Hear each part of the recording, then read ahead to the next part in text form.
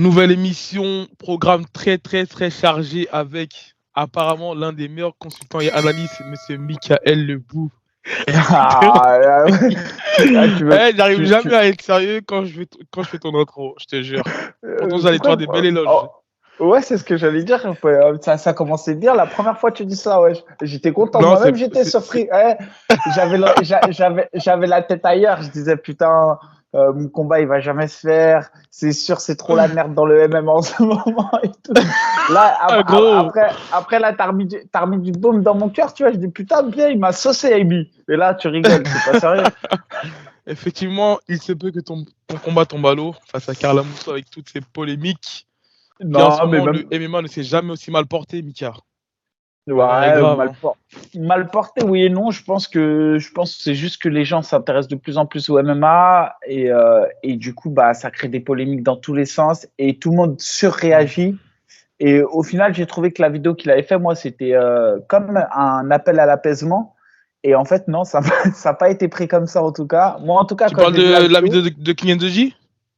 non, la vidéo de Karl. Quand j'ai vu la vidéo de Karl, moi, je me suis dit, ouais, Ah, ok. Ouais. il appelle à l'apaisement, entre guillemets. Il dit que, bah, moi, de ce que je constate, il disait que, en gros, dans les grandes lignes, après, je m'en fous, je vais pas rentrer dans les détails, mais en gros, il disait qu'il remettait pas du tout la performance d'Abdoul en jeu, que lui-même, il dit qu'il Ouais. n'était pas tout à fait lucide à la minute de pause, mais que, effectivement, son coin s'est posé des questions quant à la décision du médecin et qu'ensuite, il n'y a pas eu de menace, tout ça. Franchement, je trouvais qu'au final, la vidéo allait dans le sens de l'apaisement.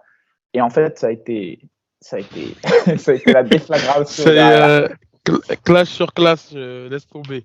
Mais Ouais, bon, en mais tout bon, cas, voilà. l'actualité est assez chargée. On devait recevoir Damien Lapillus. On a eu du mal à l'avoir. Il y a Loïc Pora qui vient en deuxième partie d'émission finalement, Mika, alors, c'est ça? Non, en fait, Loïc Porin, on va plutôt le faire, pas en deuxième partie d'émission, on va le faire en vidéo annexe, comme on a fait avec Christophe Ok. Chapuis. Et on va le faire en vidéo annexe et on va faire une vidéo, comme je l'avais dit, sur cette fois-ci les critères de pointage à l'UFC et le comptage des rounds. C'est pas que pour AB, c'est aussi pour que tout le monde puisse comprendre parce qu'en vrai, c'est vrai qu'il y en a beaucoup qui comprennent pas souvent, Ouais. enfin qui comprennent pas tout. Et je pense que même si j'essaye de vous l'expliquer, je pense que lui aura plus les mots pour le faire. Et surtout, moi, ce qui m'intéresse, c'est qu'il nous explique un peu les nouveaux critères de pointage parce que tu vois, Ouais. par exemple, C'est moi, ça. il y a des décisions à l'UFC que j'ai du mal à comprendre. Notamment, par exemple, on n'a pas fait le débrief du combat, on a manqué à notre parole, mais c'est Ouais, effectivement. le combat de Sarukyan contre Gamrot. La décision Ouais. est particulière. Il y avait le combat Ismagulov contre Kutate Lads.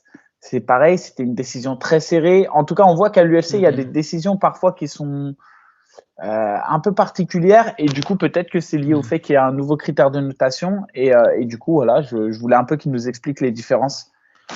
Ouais, j'avais discuté avec un autre officiel, la Karim, et justement, moi, il m'avait expliqué qu'à un moment donné, en tout cas en France, il me semble que les critères de jugement avaient changé. Tu sais, comme il en parlait, Christophe Chapuis, là, sur l'intention de finir, mais je sais pas, en fait, si c'est à l'international, si c'est au niveau national et tout, parce qu'on sait qu'au PFL, avec Gizy, comme on l'a souvent répété, bah, c'était le critère de l'intention de finir qui avait compté à ce moment-là.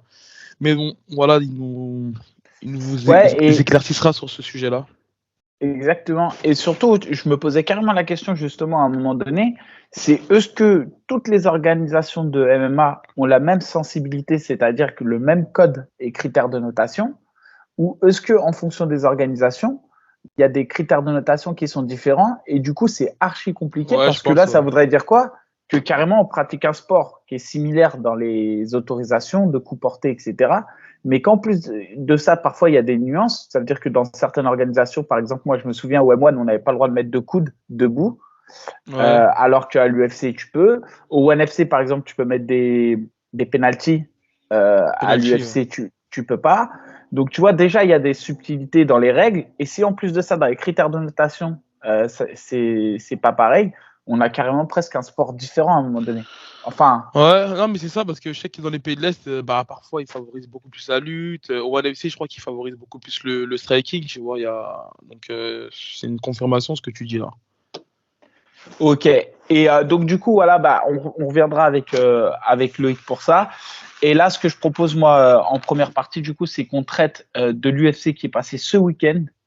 Donc le UFC Adesanya versus Jarod Cannonier et 276. 276 avec la deuxième ceinture Alexander Volkanovski, Max Holloway 3. On fera aussi un retour sur Pereira face à Strickland qui m'a impressionné de dingue. Ouais. Et on peut aussi revenir, j'ai bien aimé le combat de Jim Miller contre Cerrone. Et j'ai pas du tout aimé le flop pour moi, c'est Pedro Munoz contre Sean O'Malley. Voilà. Ouais, c'est assez fini. À l'époque, j'ai pu voir que les résultats, moi, parce que d'où je suis, c'était inaccessible, ni RMC, ni UFC Fight Pass, ni les sites de streaming. Donc, j'ai pu voir que les résultats. Donc, Mika, je te laisserai faire. Tu peux directement démarrer par Pedro Munoz contre Sean O'Malley. C'est dans l'ordre. Écoute, j'ai trouvé que Sean O'Malley, il n'a pas forcément réussi à trouver sa distance. J'ai trouvé que Pedro Munoz mettait une bonne pression. Et j'avais le sentiment que plus ça allait, plus Pedro Munoz retrouvait des sensations. Et du moins, sur toutes les actions, en réalité, j'ai trouvé que c'était lui qui, à la rigueur, était peut-être le plus dangereux. Qui pouvait vraiment. Il y avait une notion de puissance chez Munoz que je trouvais pas chez O'Malley.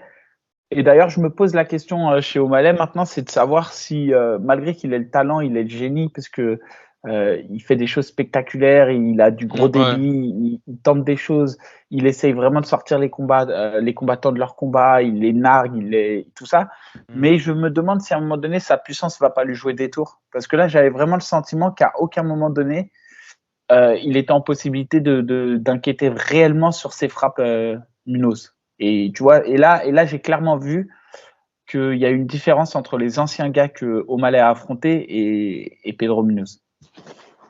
Donc voilà. Ouais, après, je suis resté sur ma fin sur le combat. Franchement, c'est pas un combat qui m'a fait vibrer. Après, j'ai l'impression qu'il comble son défi de puissance par sa précision, tu vois. Parce que c'est pas quelqu'un qui va boxer en déchets. Et je trouve qu'il a une assez belle précision et il tape assez dur.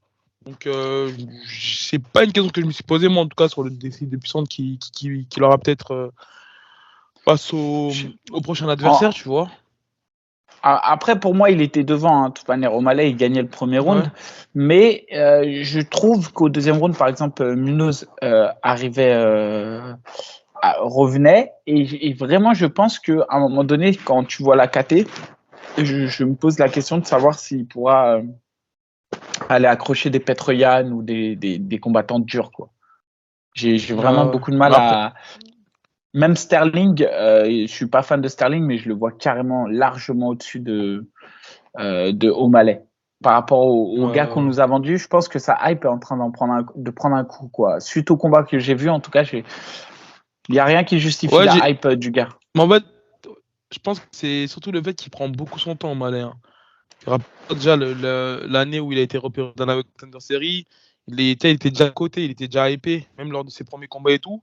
Et je pense que peut-être qu'il y a eu un problème de négociation parce qu'il disait clairement que lui, tant qu'il n'avait pas négocié son contrat, qu'il affrontera pas le top 15. Donc, tu sais, ça a un petit peu traîné et au fil du temps, les gens ils se sont un petit peu lassés de voir qu'il prenait pas des gens.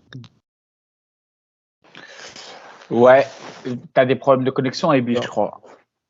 Ouais, tu vas avoir des problèmes de connexion, j'ai l'impression. Non, moi ça va, je t'entends. Ok, moi je t'entends bien. Un peu, mais après. Moi je t'entends grave en saccadé. Et après, Sean O'Malley, il est top 13, là il a affronté un top 9, donc quand même il a pris un défi, quoi. Donc à voir par la suite, mais je suis pas fan. Ensuite, on avait Jim Miller contre Cerrone, les deux gars qui ont le plus de victoires, je crois, à l'UFC. Je crois qu'ils avaient 24 victoires chacun à l'UFC, donc c'était un peu celui qui gagnait marquait sa 25e victoire et en gros c'était le combattant le plus victorieux de l'UFC. Et Cerrone qui, voilà, je comprendrai jamais Cerrone. Cerrone qui est archi classieux, qui a tout pour surclasser son adversaire en pied-point, qui a des belles, qui sait boxer en agressif, qui sait faire de la combinaison, qui mixe haut du corps, bas du corps, jambes et pieds, et qui dès qu'il y a un peu de difficulté ou dès que c'est un peu brouillon en face, il s'éteint, il s'efface et il lui faut beaucoup de temps avant de revenir. Après, là, il a manqué de malchance. Il a mis un high kick en fait. Sur le high kick, il touche Miller. Cerrone, il glisse. Miller, tout de suite, il vient récupérer le bras-tête, mais facilement, quoi. Il se jette sur le dos et il guillotine sur un bras-tête. Donc, belle victoire du D'ailleurs, Team Miller. il annonce sa retraite à la fin, c'est René. Bah, après, je pense, avec tout le respect que j'ai pour sa carrière, qu'il est grand temps pour lui d'arrêter sa carrière. Ah non, bien sûr, ouais, il a annoncé, il a déposé les gants au centre de la cage et bah là, c'est officiel qu'il a pris sa carrière, quoi. Il a perdu Ferguson, Gage, McGregor, Pettis, même si contre Pettis, je le voyais vainqueur. Et Jim Miller, ça fait quand même 5 défaites, ça fait beaucoup. Franchement, ça fait beaucoup. Après, voilà, c'est une légende du sport, faut que ça reste une légende, quoi. Faut pas. Je pense que c'est un peu les combats. Après, c'est malheureux de le voir sortir par la petite porte, quoi. C'est ça, mais Miller, c'était quelqu'un qui était largement à sa portée. Franchement, je pense que c'est un combat qu'il aurait pu gagner. C'est pas un bourbier de l'UFC, quoi. Et Miller, l'air de rien, Miller qui lui est toujours qui arrive à performer, hein, parce que lui, il est sur 3 victoires consécutives maintenant. C'est ça. Après, lui, il a toujours une carrière en dents de scie, et je crois que en plus du record du nombre, du maximum de nombre de victoires, je crois celui qui a fait le plus de victoires à l'UFC, il a aussi le nombre de combats le plus important à l'UFC. Je crois qu'il a une 40aine de combats à l'UFC. C'est un truc de dingue. C'est un truc de dingue. C'est énorme, c'est énorme. Donc si je dis pas de bêtises, je crois qu'il a 25-15, un truc comme ça à l'UFC. C'est un truc de dingue. Sur son palmarès. Non, ouais, mais à l'UFC, hein, je parle. Enfin, je sais pas exactement, mais c'est énorme. J'ai compris. Ouais. Après, il y avait Volkanovski contre Holloway 3. Non, juste avant, il y avait Strickland de Pereira. Ah ouais, Strickland Pereira, ouais, bien vu. Bah écoute, Pereira, j'ai pas compris Strickland. Strickland qui est brouillon, qui est pas un bon boxeur, on le sait. Il a pas essayé une seule fois d'accélérer ou de mettre de la folie dans le combat. Il a pas essayé d'aller coller son adversaire. Il avait les mains basses. En fait, je sais pas, on dirait qu'il a essayé de mimer parce que Pereira avait vraiment les mains très basses. Et on dirait que Strickland, du coup, il a mis les mains basses aussi. Et à plusieurs reprises, il s'est fait toucher par un crochet, tu vois. Et pourtant, il continue avec ses front kicks. Il mettait des vieux front kicks, tu vois. Et sur un front kick, Pereira, il lui met un petit crochet, mais propre, hein, un petit crochet du gauche. Ouais, j'ai pu voir les images, ouais. Il est bien passé au menton, c'est la pointe du menton. Ouais, plein menton. Mais le pire, c'est qu'avant ça, il a été alerté au moins à 4 reprises. Hein. Il s'est fait toucher sur des crochets comme ça, de la même manière, à 3-4 reprises. Après, ce que j'ai trouvé dommage chez Strickland, c'est qu'il n'a rien tenté. Mais c'est ça qui m'a surpris, ouais. Et même dans le premier combat de Pereira à l'UFC, le mec lui avait posé beaucoup plus de difficultés parce qu'il est parti le coller en lutte, il l'a amené au sol, etc. Ouais. C'est clairement la stratégie. Et j'ai pas compris, j'ai pas compris Strickland qui en plus vient du Extreme Couture qui savent, enfin c'est des gars qui savent lutter, c'est des gars qui savent mettre au point des stratégies ou des game plans. Donc déception de sa part parce que je m'attendais à un combat plus dur. Et pour Pereira, en tout cas pour Pereira, magnifique victoire qui va le faire monter dans les. Non mais c'est ça, il a créé la surprise parce que moi lorsque j'ai vu ce match-up là, je pensais vraiment que Strickland il allait sortir gagnant. Et là où j'ai pas compris, c'est que il faisait le zombie. Il y avait aucun cadrage offensif. Il le suivait. Et faire ça face à un gros boxeur du calibre de Pereira, c'est un petit peu bête, surtout vu l'expérience de Strickland. Et en fait, je pense que ça c'est vraiment l'orgueil du combattant. Il a voulu en fait, au lieu de le ramener dans un domaine où il était meilleur, il a voulu, j'ai l'impression, voulu échanger avec lui. Mais là où j'ai pas compris, comme tu as dit, c'est qu'il a été alerté plusieurs fois et il n'y avait aucune remise de sa part. Tu vois. Et surtout, il n'y a pas eu de rythme. Ça veut dire qu'il est resté sur un rythme tellement bas et lent que forcément le technicien il va gagner. Si encore t'amenais un peu de folie dans le combat, t'amenais du rythme, tu peux te dire que ça va être tellement brouillon que le mec en face il va avoir du mal à s'adapter. Mais si face à un technicien tu acceptes d'aller hyper lentement dans un rythme, un faux rythme, mais c'est sûr que tu vas perdre. Et Pereira qui était même pas top 15, il a pris le top 4. Donc lui il va faire un vrai gros bond au classement. Je pense même qu'il va passer devant Nassourdine au classement.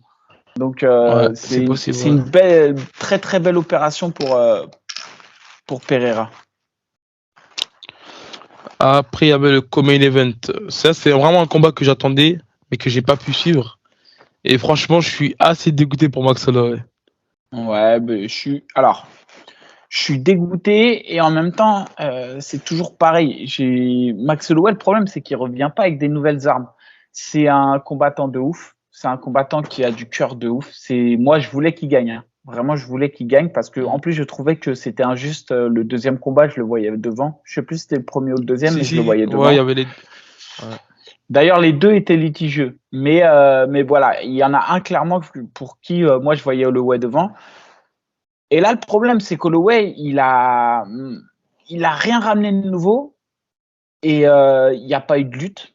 Il n'y a pas eu de lutte du tout dans le combat. Il n'y a pas eu de jambes. Du moins de la part d'Holloway, il n'y a eu que de la boxe. Et Volkanovski, en fait, a été beaucoup plus dangereux que lui sur l'ensemble du combat. Le premier round, moi, je voyais 10-10. Bon, les arbitres ont mis perdant Holloway au premier. Il y a eu 50-45. Ça veut dire que les 5 rounds, ils ont mis vainqueur à l'unanimité Volkanovski. Okay. Mais moi, le premier round, à la rigueur, je vois Draw ou peut-être même Holloway. Mais bon, c'est serré, quoi. Il y a rien, quoi. Ouais. En tant que champion, on peut comprendre qu'ils ont mis le round pour le champion. Mais après, c'est clair qu'il y a une domination net et sans bavure de la part de Volkanovski. Il s'est montré dangereux sur toutes les phases de corps. À chaque fois qu'il y avait des phases de corps à corps, il était extrêmement dangereux sur ses coudes. C'est d'ailleurs comme ça qu'il ouvre Holloway. Et voilà. Et même si Holloway, on doit quand même, on lui doit cette capacité à tout le temps avancer, à marcher sur le combattant et tout. Mais le problème, c'est que derrière, il s'est fait toucher durement, quoi. Il s'est pas, enfin, franchement. Hein. Et ce que j'arrive pas à comprendre, c'est comment, face à Volkanovski, qui est beaucoup plus petit que lui, qui a des segments plus petits, et la boxe d'Holloway, c'est là qu'on voit que Volkanovski, il est archi fort. Parce que quand tu vois ce que Holloway a fait à Qatar, qui, pour moi, Qatar est un tueur à gages en anglaise, je me disais que peut-être Holloway le mettrait à mal. Et au final, Volkanovski n'a même pas eu besoin de mettre des gros low kicks, etc. Je pensais que ça allait être la stratégie, mais il n'y a pas eu tant que ça. Et il l'a pris vraiment en anglaise. Donc voilà. Un peu déçu quand même. Un peu déçu pour Holloway. Pour la suite. Ça va se compliquer parce que quand tu loupes comme ça deux title fights, tu sais, tu fais un petit peu le gatekeeper. Et surtout qu'on sait que lui, il a vraiment le niveau pour être champion. Mais derrière, ça va être compliqué, tu vois. C'est pas comme s'il était nouveau dans la catégorie. C'est un ancien malgré son jeune âge. Mais lorsque tu te loupes 2 fois et que tu as là, j'ai vraiment l'impression que Volkanovski, il est parti pour régner sur la catégorie pendant un bout de temps. Tu vois, donc c'est là où ça se complique un petit peu pour Holloway. Bah, en fait, Holloway, oui et non, parce que le problème d'Holloway, c'est que lui aussi, il a nettoyé la KT. Ça veut dire que maintenant, en fait, j'ai l'impression que Volkanovski, il est au-dessus de tout. Il est quand même sur 12 victoires consécutives à l'UFC. Il a jamais perdu à l'UFC. Je crois qu'il a 3 ou 4, voire 5 défenses de titre. Il est arrivé très vite au titre. Bref, en fait, j'ai l'impression que c'est Volkanovski qui est sous-estimé et qui là, pour le coup, à 66 kilos, pour moi, il est en train de faire il a dépassé ce que Conor a pu faire à 66 kilos. Pour moi, clairement, Volkanovski, il domine tellement la KT à 66 qu'il a effacé le nom de Conor chez la KT des 66. Et c'est pour moi, à l'heure d'aujourd'hui, le plus grand champion avec José Aldo que les 66 kilos aient connu. Maintenant, sur Holloway, je pense qu'il va être pas en gatekeeper parce qu'il est vraiment top 1. Mais ça sera un peu la rivalité qui va rester, mais effectivement, je le vois pas avoir la ressource d'aller chercher Volkanovski. J'ai l'impression qu'il est plus en capacité forcément de faire évoluer son jeu, et je crois qu'il pourra pas créer la surprise. Mais par contre, tu vois, Holloway, je le vois au-dessus de ce qui nous est proposé aujourd'hui. Je le vois au-dessus de Ortega, je le vois au-dessus de Qatar, je le vois au-dessus de Rodriguez, je le vois au-dessus de Korean Zombie. Donc c'est ça, je suis d'accord avec toi, mais même si en gros là il fait 2 victoires consécutives, je pense que même au niveau de la hype, ça se ferait pas de faire un 4e combat contre Volkanovski, tu vois. C'est là où lui que ça va se compliquer, et je le vois surtout pas aussi monter chez les lightweight comme il avait essayé de le faire avec Poirier, parce que là il y a vraiment un déficit de puissance. Donc c'est pour ça que je me dis, en fait, ça va un petit peu se compliquer pour lui, tu vois. Donc on verra ce Ouais, qu'il en est pour lui pour la suite. c'est ça. Après, il faut voir si l'UFC, ils ont envie de prendre le risque de mettre, par exemple, Emmett face à Holloway. Le problème, c'est que si tu mets Emmett face à Holloway et que Holloway gagne, bah, Emmett, tu peux pas le mettre pour la ceinture. Ouais. Parce que là, en fait, à 66 kilos, maintenant, j'ai l'impression qu'il va y avoir que des Volkanovski Ortega numéro 2. Tu vois ce que je veux dire? J'ai l'impression que t'as pas vraiment, à part Emmett, il n'y a pas vraiment de nouveaux challengers. Après, je pense à Movsar Evloev qui va arriver d'ici 2 ans. Je pense qu'il est encore un peu jeune actuellement. Et après, il y a beaucoup à miser aussi sur Arnold Allen qui arrivera, je pense, très prochainement. Ouais, c'est lui que j'avais en tête, effectivement.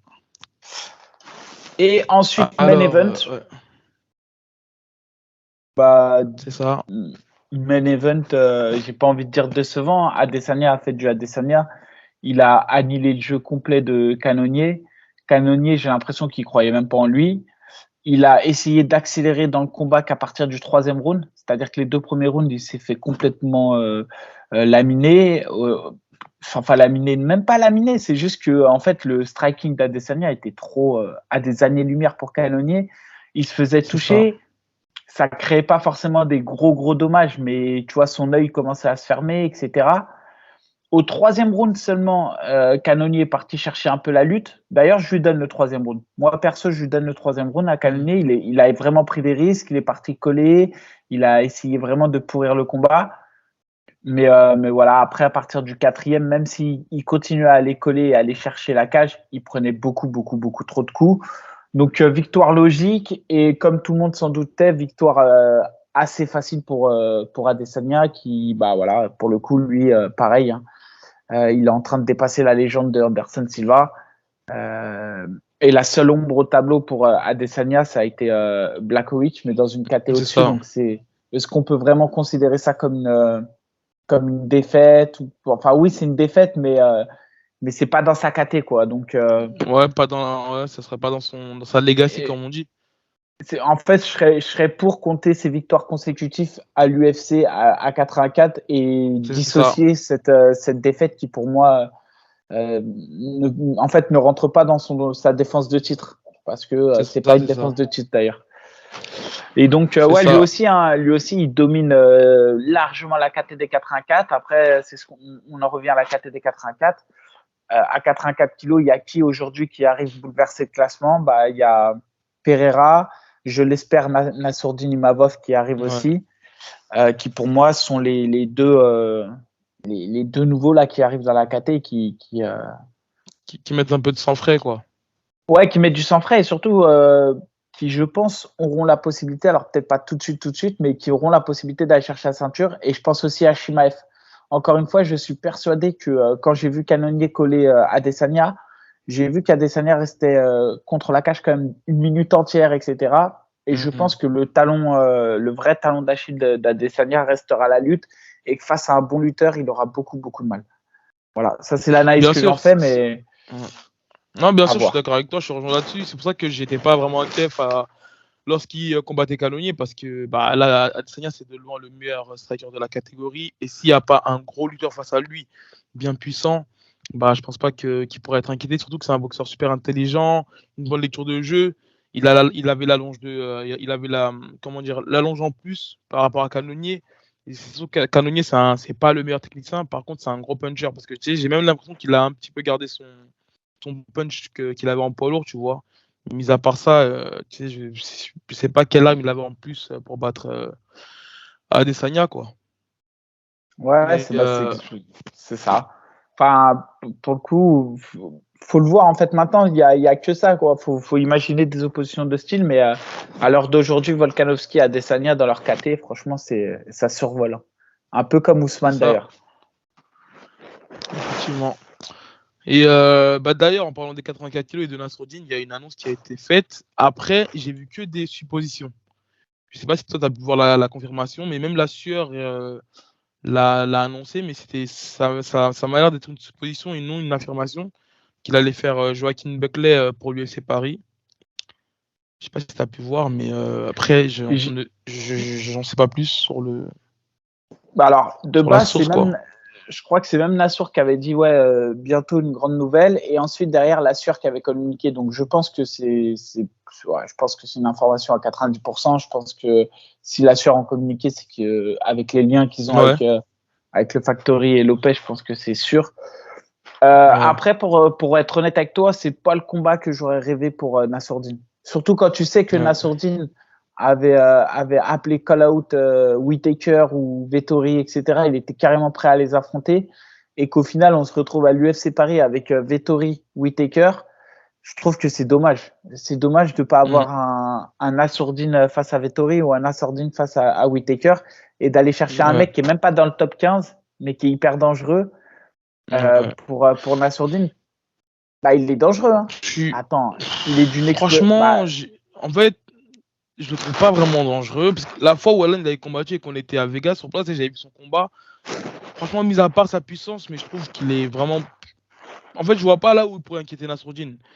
Que ce soit même sur sur sa puissance, il est vraiment pas dangereux. En fait, même je trouve pas qu'il a une bonne condition physique. Tu sais, il se crame assez vite, il fait pas les bons choix et tout, tu vois. Donc là, en tout cas, pour moi, c'est une mise en bouche pour Nassourdine. Après, là, le seul désavantage, c'est que ça va pas le faire avancer dans le classement parce que je crois qu'il est classé dans le top 30, Buckley, tu vois. Je sais même pas, il est pas dans le top 15, Et puis c'est quelqu'un qui est dans le top 28.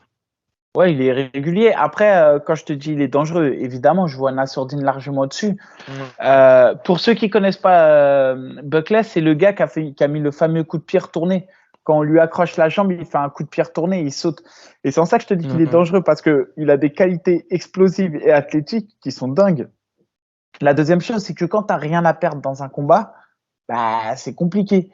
Moi, je préfère être challenger et respecter le gars que je vais avoir en face de moi, et que le mec en face de moi ait tout à perdre, et du coup, bah, on va avoir un combat un peu stratégique, etc. Que d'arriver face à un mec qui se dit, vas-y, j'ai rien à foutre, j'ai rien à perdre, et je donne tout sur 3 minutes. Si ça marche, ça marche. Si ça marche pas, ça marche pas. Tu vois, ces gars-là, ils sont dangereux. Comme tu le dis, ils respirent pas l'intelligence de combat. Et il a une capacité athlétique qui est quand même importante. Donc c'est un combat qui reste un peu dangereux. Mais effectivement, je vois Nassourdine 1000 fois au-dessus, et c'est pour ça que je dis que quelque part, je suis un peu déçu de l'opposition qu'on propose à Nassour. Ouais, en plus, le combat il est confirmé parce qu'ils l'ont mis sur Sherdog. Mais carrément, j'en parle avec lui parce qu'en fait, tous les mecs qui sont devant lui ils l'ont refusé. Que ce soit Vettori, que ce soit. Tout le monde l'a refusé, tu vois. Et je les comprends un petit peu parce qu'il est top 11, il n'est pas connu mondialement. Et tu sais, ils risquent vraiment leur place en allant l'affronter, tu vois. Donc voilà, bah après, ça reste quand même un combat, je pense qu'il peut être spectaculaire, surtout que Buckley, c'est un gars qui aime trash talk. Donc ça pourrait peut-être un petit peu faire le show, tu vois. Même lors des face-à-face et tout. Mais je te cache pas que, quitte à ne pas avoir Vettori ou Whittaker qui sont vraiment top 1, top 3, et donc du coup qui ont vraiment des gros risques, mais après en milieu de classement avec Nassourdine, tu as des gars comme Darren Till, Uriah Hall, Gastelum, Hermanson, je crois il l'a déjà affronté, je crois. C'est le gars, c'est le gars qui l'a battu, qui avait affronté Hermanson. Mais bon, voilà, c'est des gars que j'aurais aimé voir. Pourquoi pas même Paulo Costa? Tu vois, c'est des gars qui sont sur des séries de victoires. Donc, après, à voir. Bon, en tout cas, voilà pour l'UFC. Après, la semaine prochaine, on a Dos Anjos Fiziev, toujours chez les 70 kilos. Pour faire un petit point, parce que c'est vrai qu'on n'a pas fait les débriefs, mais pour revenir archi vaguement dessus, Mathieu Gamrot contre Tsarukyan, ceux qui n'ont pas vu le combat, regardez-le. C'est du très, très, très, très haut niveau de ce qui se fait chez les 70 kilos. Je te jure que ce combat-là, on devrait vraiment l'afficher dans les salles et le décortiquer pour apprendre les scrambles, les parties de scramble, parce que comme tu as dit, c'est du très très haut niveau. Et je pense que là, pour le coup, j'ai un petit peu sous-estimé le grappling de Gamrot, malgré que je connais son palmarès, tu sais, sur les trials ADCC, double champion du KSW. Mais franchement, c'est un bordel. Et même Tsarukyan, hein, sur les défenses de lutte, c'était impressionnant. C'était archi impressionnant. Ouais, c'était un niveau à de aucun fou. moment, tu te sens en danger. Ouais. Et même en boxe, ça boxait, ça se respectait, les distances étaient bonnes. C'est ça surtout, moi, qui m'a impressionné. Et en MMA, par rapport au sport de pied-point, vous voyez le respect de la distance par rapport à la lutte de l'autre. C'est-à-dire que jamais être dans une phase où on n'aurait pas le temps de défendre la lutte. Il respectait super bien ses distances. Après, pour être honnête, j'ai pas bien compris le scoring parce que moi, je voyais Tsarukyan légèrement devant. Je lui donnais le round 1, 2 et 3. Voilà. Et je donnais le 4 et le 5 à Gamrot. Et en fait, je pense que la sensibilité des uns et des autres, elle se fait sur le troisième round. Voilà. Maintenant, Le moi, je troisième round, il vois. me semble, dans mes scoring, en tout cas, je le donnais un petit peu à Gamrot parce que, si tu veux, même dans le premier round et dans le deuxième round, quand il allait chercher la lutte Tsarukyan sur Gamrot, même s'il l'emmenait au sol, il n'arrivait jamais à le contrôler, tu vois. Il Ouais, n'arrivait mais jamais à le contrôler, donc c'est vrai. Mais en boxe, il a été beaucoup plus agressif au premier, deuxième, troisième. Et surtout, il tente. Les ouais, middle, ils ont claqué. Hein. Parce que Gamrot, c'est vrai, effectivement, il a une bonne anglaise, mais il ne fait que de l'anglaise. Hein. Non, c'est vrai que en plus je trouve que c'est une bonne stratégie, moi, c'est de sortir en jambe à chaque fois parce que même en fait, lorsqu'il se faisait saisir la jambe, il était pas en danger. Tu vois qu'il paniquait pas, il arrivait à vraiment bien défendre. Mais lorsqu'il emmenait Gamrot au sol, soit il se faisait sweeper par derrière, soit bah il contrôlait pas le combat. Et quant à Gamrot, lorsque lui il a commencé à aller chercher la lutte, les single legs au début il passait pas. Mais dès qu'il a commencé à changer et à aller sur les double legs, ça passait. Et il était souvent dans le dos. Et tu as vu qu'en fait, à un moment donné, bah, il a commencé à être cramé, en fait, Tsarukyan à partir du Tsarukyan, troisième round. Parce que, exactement. tu vois, j'ai l'impression que Ouais, le non, gars, il a mais tellement une bonne lutte que je sais pas, mais je pense pas qu'avec son niveau de lutte, que ce soit défensive ou offensive, je pense pas qu'il doit se retrouver dans de telles situations à l'entraînement, à part s'il a vraiment des partenaires vraiment solides dans ce domaine-là. Mais lorsqu'il se retrouve en difficulté ou dans le dos, tu sais, il avait vraiment du mal à sortir. Il passait au moins 1 minute 30 avant de sortir. Quant à Gamrot, une fois qu'il se retrouvait dos au sol ou contre la cage, tu sais, il arrivait directement à sweeper ou à renverser le combat ou à se relever, tu vois. en fait, on a eu un diesel et un essence. C'est-à-dire que c'est vrai que Tsarukyan a commencé le combat très fort. Et surtout, je le dis, dans la volonté de mettre KO sur ses frappes, Tsarukyan était au-dessus. Tsarukyan a quand même pris le combat en main. Et même si au troisième round, il y a une baisse de régime, ça c'est évident, j'ai trouvé qu'il méritait ce troisième round. Alors après, je sais pas quand les combats sont archi serrés s'ils donnent pas une sorte de consigne en disant bon écoute on a un gars qui a pas perdu contre Islam Makhachev qui comment dirais-je qu'on aimerait faire monter ou tu vois après je pense pas mais je sais pas si ça joue pas un peu des fois le fait que il y a des histoires à vendre. Ouais, le statut du combattant, quoi. C'est ça. Après, donc ça, combat à retenir, c'est vraiment une masterclass de dingue chez les 70. Et ensuite, il y a Ismagulov contre Kuta Telad. Ça, c'est il y a 2 semaines. C'était un combat en 3 rounds. C'est on en a parlé de ça. Ah ouais, on en Si, a parlé. Bon, bah, c'est bon alors. Si, on en avait parlé.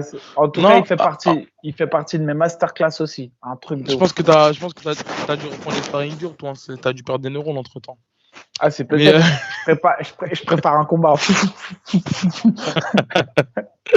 non, mais sinon, en fait, il y avait le combat d'Alan Bodo. Par contre, quand tu bouges, Ah ton oui. micro, il rase de ouf. Ah, Il y pardon. avait le combat d'Alan Bodo sur la même fight card. Et on devait en parler. Et donc, on n'a pas eu le temps parce qu'effectivement, on avait promis un récap de cette UFC-là. Après, on n'a pas eu le temps de le faire. Donc, autant tirer d'une pierre deux coups vu qu'on a parlé du main event. Si tu avais quelque chose à rajouter là-dessus. Sur le combat d'Alan Bodo, je pense que le problème il est psychologique et problème cardio aussi.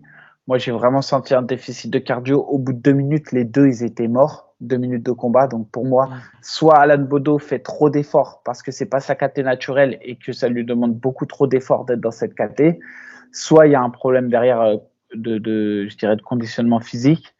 La deuxième chose, c'est qu'au premier round, il a à 2 doigts de l'éteindre.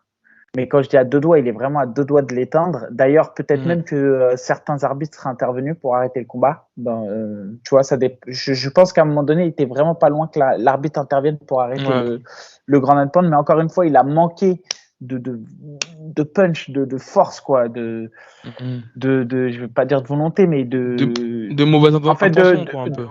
ou de faire ressentir qu'il y avait un danger pour l'adversaire. Et derrière, en fait, quand il voit que l'opportunité lui échappe, il y a un retournement de combat. Carrément, l'adversaire finit sur lui à la fin du premier round. Et au deuxième round, ça reprend exactement dans la même configuration parce qu'en fait, je pense qu'il baisse les bras sur le point de vue psychologique Après, je pense qu'il a un gros travail à faire là-dessus. Et c'est marrant parce que, tu vois, c'est lui qui nous parlait à un moment donné du bark knuckle. Tu vois, il disait que c'est quelque chose qu'il tentait et tout. Et j'ai le sentiment, pour le coup, que c'est vraiment pas par exemple, c'est vraiment pas du tout le type de sport dans lequel il doit aller parce que pour moi, psychologiquement, il y a un travail à faire dès que ça devient dur ou dès qu'il y a de la douleur qui est ressentie. Donc, je sais pas s'il est en phase avec ce qu'il a envie de faire ou pas, tu vois, je sais pas. En tout cas, pour moi, le problème d'Alan, c'est pas technique parce qu'on l'a vu et d'ailleurs, que ça soit contre Nascimento, que ce soit son avant-dernier combat ou ce combat-là, c'est ça qui... il commence très bien les premiers rounds. D'ailleurs, je pense même qu'il gagne ses premiers rounds et ensuite il s'effondre. Et donc, c'est bien qu'il y a un problème, qui va. Ouais, non, c'est ça. Ça nous laisse sur notre fin, en vrai de vrai, parce que, bon, à part Thomas Spinal, bon, même s'il avait bien démarré face à Spinal, on sentit qu'il pouvait un petit peu le mettre en difficulté debout. Voilà, c'était un short notice, c'est Aspinal, on peut dire que voilà. Mais après, face à Rodrigo Nascimento, il nous fait un putain de premier round, rien à dire. Il le met même en difficulté, il le fait même un petit peu vaciller. Porter par cœur. J'ai revu le combat une deuxième fois, une troisième fois. J'ai même l'impression que la décision aurait pu aller dans son sens, honnêtement, tout en étant objectif. Et là, Josh Parisian, tu vois que le combat, il est largement à sa portée. Il lui fait un knockdown. À un moment donné, comme tu as dit, il est sur le en ground and pound. Et il laisse passer l'occasion et boum, au final la vapeur, elle est renversée. C'est vraiment dommage parce que tu vois qu'il y a un potentiel. Tu vois que voilà, même si peut-être qu'il n'a pas, on va dire, le niveau pour aller chercher la ceinture, mais tu vois qu'il aurait pu faire sa place. En tout cas, tous les adversaires qui lui ont été proposés, mis à part Thomas Spinal, moi, je pense qu'il a largement sa place pour les finir, tu vois. Et voilà, c'est un petit peu dommage parce qu'il a eu quand même 4 chances de combattre à l'UFC. Là, je pense que c'est sa dernière cartouche. Après, voilà, on ne sait jamais si peut-être qu'il y a un short notice qui peut sauter là-dessus. Je pense qu'il doit avoir tous les papiers médicaux et tout à jour. Mais d'ailleurs, il n'a pas fait de retour depuis. Enfin, il n'y a pas eu de déclaration de sa part. Mais c'est vrai que moi, en tout cas, personnellement, ça me laisse sur ma faim. J'aurais vraiment voulu le voir. Après, j'ai envie de te plus que dire, ça, et c'est pas contre Alan, hein, mais j'ai envie de te dire, même moi qui étais à l'UFC, j'ai fait des contre-performances. J'ai gagné un combat, j'en ai perdu 2 contre Stevie Ray et Sergio Mores. Et même dans mes défaites, avec des adversaires qui étaient solides, hein, je compare pas les adversaires, mais des adversaires. D'ailleurs, Stevie Ray, t'as vu la soumission qu'il a mis à Anthony Pettis là au PFL? Non. Oh, il a mis une soumission de ouf. Il est toujours actif d'ailleurs, lui? Bah ouais, il est au PFL dans le tournoi à millions. Là, il a battu Anthony Pettis. Et d'ailleurs, c'est lui qui avait mis aussi la soumission à la volée sur Paddy Pimblett, la clé de talon à la volée. Jugé? Non, la clé de talon à la volée. Il y a un flying knee. Bref, en tout cas, très solide combattant. Et ce que je veux dire, c'est que jusqu'à la fin des combats, j'ai été au bout. Et moi, l'UFC m'ont coupé au troisième combat. Au troisième combat, ils m'ont dit stop. Ils m'ont même pas donné l'opportunité de faire le 4e. Non, ce que je veux dire, mais après, c'est différent parce que à l'époque où tu y étais, tu t'en rappelles, il y a eu un changement pas de propriétaire, mais il y avait eu des nouveaux matchmakers, il me semble, des nouveaux dirigeants. Et en plus, c'est dans la catégorie des lightweight. Ouais, non, mais c'est ça. Après, tu vois. C'est ça que je te dis, c'est compétitif. Et surtout que moi, j'avais initialement un contrat de 4 combats et ils m'ont sauté. Ils m'ont même pas laissé faire le 4e. Ce que je veux dire, c'est que lui, il a quand même eu cette chance sur 3 défaites de faire un 4e en sachant. Ça veut dire que là, pour le coup, je pense même que psychologiquement, tout le monde lui a dit que ce soit son entraîneur Lopez, ses sparring partenaires, Paulin qui était avec lui dans son coin. Et lui-même, quand il est venu dans l'interview, il a dit c'est un peu ma dernière chance. Il a dit en gros, là, je vais tout donner. Et le truc, c'est qu'il va regretter parce qu'il n'a pas tout donné. Tu vois, on le voit qu'il n'a pas tout donné. Et je pense que ça, il le regrettera plus tard. Il le regrettera plus tard parce que, comme tu le dis, les adversaires étaient à sa portée. Et je pense que l'UFC, là, ne lui. On ne sait jamais avec l'UFC, mais je ne pense pas qu'il lui donne l'opportunité de recombattre pour un 5e combat. Ouais. On verra ce qu'il en est pour lui. Il me semble qu'on arrive à la fin de la première partie, Mika. Non, MMA-GP. MMA-GP. Ouais, MMA-GP, on fait MMA-GP. On revient sur le MMA-GP qui revient donc la semaine prochaine.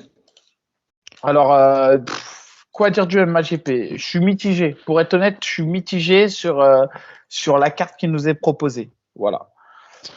Déjà, Est-ce que tu veux commencer ou Vas-y, parle, commence, toi, et ensuite, moi, je fais mon analyse. bah, pour être honnête, mis à part même Cédric Doumbé, pour être honnête, ça m'intéresse pas tant que ça, parce que voilà, c'est pas une grosse opposition ce qu'ils ont mis face à lui. Par contre, il y a deux combats qui sont qui sont un peu plus intéressants, c'est Jason Poney contre Yazid Chouchan, ou à la rigueur Alphonse Rocher contre Mikhail Kandishev. Tu vois, on les avait vus les deux, je crois, évoluer sur le circuit du 100% fight, ou en tout cas Alphonse Rocher, je crois qu'il avait aussi évolué à l'European Beatdown. Après, sur le reste, je ne connais pas, je ne les connais pas. Le reste, à part Ibrahim Diallo et Jonathan Ilderad aussi, je crois il avait déjà combattu au 100% fight. Mais voilà, après, sinon, c'est une fight card de 8 combats à peine. Tu sais, je comprends pas vraiment, moi, leur stratégie, leurs ambitions. Alors, Tu sais, c'est un petit peu comme l'Hexagone, tu vois, qui font des événements. Tu vois qu'il y a moyen de mettre la barre haute, mais qui se contentent de faire que 8 combats. Et au niveau de la com aussi, c'est pas. Alors, la com, désastreux. Ouais, on peut commencer par la com. La com, c'est désastreux parce qu'ils ont Cédric Doumbé. Avec Cédric Doumbé, on le sait, c'est trash talking assuré, c'est normalement vente de son combat, c'est quelqu'un qui parle bien, qui vend bien ses combats, etc. Donc normalement, c'est spectacle assuré. Là, ça passe quasiment inaperçu. C'est-à-dire que très peu de médias s'y intéressent, très peu de médias parlent du gala, et pourtant, tout le monde sait que Doumbé, je pense que, là, il le disait lui-même, s'il gagne, il est sur l'UFC au mois de septembre. Et je pense que c'est vrai, hein. Je pense que c'est possible. Hein. Je pense que c'est possible. Parce que Pereira, c'est pareil. Hein. Pereira, il a signé à l'UFC. Oui, il y a l'histoire avec Adesanya, je suis d'accord avec toi. Mais il a signé, je crois, avec 2-0 ou 3-0. Donc, si Doumbé fait une belle performance là, il y a grave moyen de le voir sur la carte en septembre à Paris. Donc, en tout cas, je pense qu'il y a une histoire à vendre et il y aurait une communication plus importante à faire autour de Doumbé et du MHGP. Donc, ça, sur la communication, effectivement, je ne comprends pas. Dernière chose, comme tu le dis, 8 combats. Le truc intéressant, c'est que sur les 8 combats, il y a beaucoup plus de Français que ce que l'Hexagone proposait. C'est-à-dire que ça, c'est une très bonne chose. Et ils vont permettre de mettre en lumière certains combattants. C'est-à-dire qu'ils vont profiter de la lumière qui va être faite sur Doumbé pour les combattants. Il y a beaucoup de combattants qui n'ont pas beaucoup de combats, qui sont Elite 3 et qui vont s'illustrer dans le gala. Donc c'est bien. On a Ibrahim Diallo, par exemple, qui était déjà venu, qui avait déjà combattu au MHGP et qui avait mis un magnifique KO, un high kick. Ouais. Donc il y a des combattants, ça va être intéressant. Après, il y a des combattants qui me questionnent. Il y a un mec, je vois, il a 0,5. C'est le Bulgare? Non, c'est un Français. C'est un Français qui combat en portugais. Je ne vais pas citer son nom parce que c'est un bad buzz pour lui. Et peut-être que depuis son dernier combat, il s'est beaucoup entraîné. Mais voilà, le gars, il est sur 5 défaites consécutives et on le met face à un étranger. Donc déjà, c'est qui qu'on essaye de faire briller? Enfin, pareil, je comprends pas. J'ai du mal à comprendre. Il a combien à l'étranger? Tu sais, il a combien à l'étranger ou pas? Ouais, il a 2-1, mais il est classé 144 sur Tapologie. L'autre, il est même pas classé. Enfin bon, je comprends pas. Ouais. Ensuite, on a par exemple. Attends, je vais continuer mon analyse. On a un autre combattant qui est sur 5 défaites consécutives, pareil. Qui a à peu près 11 combats, qui est sur 5 défaites consécutives et qui, pour le coup, affronte un mec qui est pas trop mauvais, qui a 5-3, qui lui aussi est dans une mauvaise passe. Il enregistre 3 défaites sur ses 4 derniers combats. Donc, en gros, ce que je veux dire, c'est qu'on a des gars qui se font plaisir, qui sont dans le MMA, mais qui sont loin du haut niveau, qui sont loin du très haut niveau. Et donc, sur 8 combats, tu en as déjà 5 qui sont vraiment genre entre guillemets semi-pro quoi. Même si c'est des combats référencés, c'est des combats qui sont vraiment d'un niveau semi-pro. Derrière, il y a un combat féminin. Je connais pas la fille, la française, je la connais pas. Et ensuite, comme tu dis, réellement, moi sur cette carte, j'ai envie de dire, il y a trois combats qui méritent genre entre guillemets d'être sur une main carte. Ouais, pour moi, il y a 3 combats qui méritent d'être sur une main carte. C'est Alphand Robert Lab de la Old School. D'ailleurs, je tiens à Ouais. féliciter le gros travail que fait Gaëtan Hurtel avec son équipe. J'ai oublié de les citer la dernière fois, mais il m'avait impressionné le niveau de leur gars au Road Contender. Donc là, j'en profite. Très, très belle team.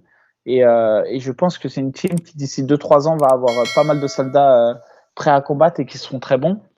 Face à Mikel Kanguichev, effectivement. Donc là, on a 2 gars expérimentés. Un qui a 8-2, l'autre qui a 17. Donc un peu d'expérience face à un gars qui est sur une Ouais. bonne voie. Derrière, il y a Jason Poney face à Yazid Chouchan. Ça va être un beau combat. Jason Ouais. Poney qui a combattu dans les plus grosses organisations mondiales, qui a connu pas mal d'échecs, mais qui a aussi signé des très belles victoires, qui a jamais choisi ses combats et qui a combattu Ouais. au M1, au PFL, au Cage Warrior. Enfin, très, très, très gros combattant, Jason Poney face à Yazid Chouchan, Ouais. qui a 7-2, 7-3, qui est excellent, qui vient de la team Froissart, qui a aussi combattu dans pas mal d'organisations et notamment à l'UA Warrior. Et C'est ça. ensuite, en main event, ensuite, tu as Cédric Doumbé face à un mec. Et là, je suis déçu parce que le main event, je pense qu'il aurait été plus vendeur si on avait mis un Français en face. Un Français, par exemple, comme Michael Sardi. Bon, Bessangour, je pense que ça aurait été peut-être un peu dur vu le niveau de lutte de Bessangour. Mais ouais, contre Bessangour, pourquoi pas, à la rigueur. Parce que Doumbé, c'est quand même un Ouais. tueur à gage en pied-point. Tu vois, Bien sûr. Ouais. tu me vends un Doumbé contre Bessangour, mais je paye direct. Mais bien Un, sûr. Mais un Doumbé contre comment dirais-je, contre Sardi, je paye direct. Ou contre Wissam non, mais Akmous, c'est je ça. signe direct. Donc, Mais c'est ça, en fait, voilà. c'est ça qui est dommage, c'est que. Ouais. Donc, en tout Ouais, cas, excuse-moi, ça je t'ai va être. coupé. Ouais, non, c'est juste pour quand même parce que là, j'ai fait la critique sur la fight card. Mais ça va être un bel événement. Je vous invite à y aller pour ceux qui aiment le MMA parce que pour le coup, le MMA JP. T'es le meilleur, Non, tu les descends et à la fin, tu non, c'est continues vrai encore. parce que non, j'ai été un peu dur. Je suis un peu Non, dur mais parce que Mika, c'est. non, non, attends. C'est- Non, attends, j'explique les T'es côtés pas dur. Non, mais positifs. t'es pas dur. Non, mais t'es pas dur. Moi, personnellement, je trouve que tu n'es pas dur. T'as été clair Bah, dans ton analyse. non, Parce que ce pour que moi, je t'as dis. Cédric Doumbé dans les mains. C'est, comment on dit ça, c'est de l'or, tu vois. Et ne pas faire de communication là-dessus, je trouve ça un petit peu dommage. je, je vais citer l'ARES, on va encore me critiquer là-dessus, mais sincèrement, on est obligé de comparer, puisque il y a peu d'organisations en France, tu vois. Donc voilà, quand tu es le MMAGP, que tu te considères comme l'une des meilleures orgas nationales, on est obligé de comparer avec ce qui se fait le mieux. Imagine Non, mais juste même Cédric regarde, Doumbé à. moi, je pense plus à, par exemple, au travail que fait le 100% Fight autour de Ramzan. Même un Et ben, exactement, et exactement, ouais. J'allais en je venir. trouve que, par exemple, les embedded que fait justement Arthur Coraz, donc avec des moyens qui sont inférieurs à ceux du Ares, et Tu m'as enlevé le mot de la bouche, c'est ça. voilà. Et je trouve qu'ils font des très belles choses en communication. Et c'est vrai que, comme tu dis, c'est vrai que c'est dommage d'avoir Cédric Doumbé sur la carte et de pas trouver un Français en opposition et ensuite de pas réussir à avoir monté genre un face à face, une histoire, un truc. Aujourd'hui, c'est ce qu'on veut, c'est des histoires. Enfin, des histoires. Quand je dis des histoires, c'est monter une story Ouais, autour du bien sûr. combat. Voilà. Mais Donc, attends, c'est quand même, il faut nuancer. C'est ce que je dis sur les 8 combats. Pour moi, il y a 3 combats qui ont vraiment la place d'une main card. C'est les 3 combats que j'ai cités. Alphan face à Mikel Kengichev, Jason Pollet face à Yazid Chouchan et Doumbé parce que c'est Doumbé. Et donc, j'invite quand même à aller voir le gala. Pourquoi? Parce que, comme je vous dis, c'est archi bien organisé. En général, ouais. le jeu de lumière et l'organisation est bien faite. Il y a une Mm. expérience quand même qui est derrière les MMAGP, c'est celle du Muay Thai Grand Prix. Ils savent Ouais. organiser et ils savent faire un beau rendu du gala. Donc, quoi qu'il arrive, vous allez Mm. passer une bonne soirée. Mais sur le plan sportif, c'est vrai que j'ai un petit goût de déception. Je pense que cette carte aurait pu être meilleure. Voilà. Pourtant, ils avaient bien démarré. Hein. La fois où toi, tu avais combattu, ils avaient organisé le deuxième. Et puis le troisième, pour moi, c'était le meilleur. Tu sais, c'était au cirque Ouais. d'hiver. Bah, C'était il y une avait superbe eu carte. Il y avait pas Damien. mal de Français. Ouais. C'est Bah, ça. il y avait eu, Michel Conné, Patrick Vallet et tout. exactement. Jason Volé, Patrick Tu vois. Vallée. Il y avait Alioune qui avait combattu ce soir-là. Il y avait C'est ça. Damien Lapillus. Il y avait Rizlen. Ce que je veux dire, bon, après aussi, on sait qu'il y a eu beaucoup, maintenant, il y a quand même des organisations, il y a des combattants français qui sont signés dans des organisations, donc c'est compliqué d'aller signer les bons Français. mais parce qu'ils sont tous plus ou moins engagés. Mais je sais que par exemple sur la dernière édition, on a eu Udina qui est pareil. C'est pas, alors c'est clair, on pourra pas parler de lui comme un futur gars qui signera à l'UFC, mais on sait que quand il combat, c'est des beaux combats. On sait que c'est des gars d'expérience. On sait que c'est des gars qui arrivent prêts le jour J et qui relèvent des défis. Et en gros, c'est ça qu'on a envie de voir. Moi, par exemple, un gars que j'aime bien voir combattre, c'est Alix. Alix, il a un palmarès, il est dégueu. Je crois qu'il doit avoir 3-6. Un truc comme ça. Un peu plus. Il est en négatif, mais un peu plus que ça, je crois. Ok, peut-être. Mais ce gars-là, quand il combat, je vous assure, il est bien parce qu'il donne tout. Et donc, ce que je veux dire, c'est que même si tu n'as pas les meilleurs Français entre les mains, il y a moyen de faire des belles cartes. Il y a vraiment moyen de faire des belles cartes. Et je suis un peu déçu. Voilà. Je te cache pas que quand je vois que Kevin Fall s'est préparé pendant un mois, que son combat a été annulé, qu'il est encore actuellement prêt à combattre. Mais non, il devait pas combattre au MMAGP. Ce que je veux dire, c'est que quand tu sais que tu as des combattants français comme ça, qui s'entraînent, qui sont prêts à combattre et qui n'ont pas d'organisation, qui sont pas sous contrat, et bah pour moi, c'est presque une faute de pas les mettre sur la carte. Bah, on lance un appel au cas où s'il y a un désistement sur n'importe quelle carte. Il y a un lightweight qui est affûté, prêt, papier médicaux à jour, au nom de Kevin Fall. Et d'ailleurs, un big up à Udina parce qu'il a mis une très belle guillotine sautée. Et en fait, c'est la fois où on devait en parler, mais on avait fait le podcast avec Fernand Lopez, donc finalement, on n'avait pas eu le temps d'en parler. Donc voilà, belle guillotine sautée. Donc bravo à lui avec un peu de retard. Voilà, mon cas. Donc, écoute, voilà, c'est ça. Et encore une fois, hein, je le dis, parce que quand même, ça va être un bel événement au final. Même si la qualité sportivement, ça sera pas du top du top, je vous invite. Non, mais c'est important quand même de dire. Non, mais c'est vrai, bien sûr, je suis d'accord avec toi. Moi, personnellement, si j'étais sur Paris, j'aurais assisté. Voilà, presque tous les MMAGP, j'ai assisté, à part celui qui était au Havre et le deuxième, j'étais pas là. Mais sinon, je suis un grand consommateur de MMA français et je suis pas là pour dénigrer des orgas et en faire monter d'autres. C'est pas du tout notre objectif. Comme on l'a dit, on est toujours dans le respect, dans l'objectivité et dans l'impartialité. Voilà, c'est ça. Mais en tout cas, ce qui est sûr, c'est que si un jour on nous sollicite avec AB, on vous donne sans problème les noms des combattants français qui ne sont pas sous contrat avec des organisations et qui cherchent à combattre dans vos organisations. Et on appellera le Mika and AB matchmaking card. Et on prendra 30% des recettes.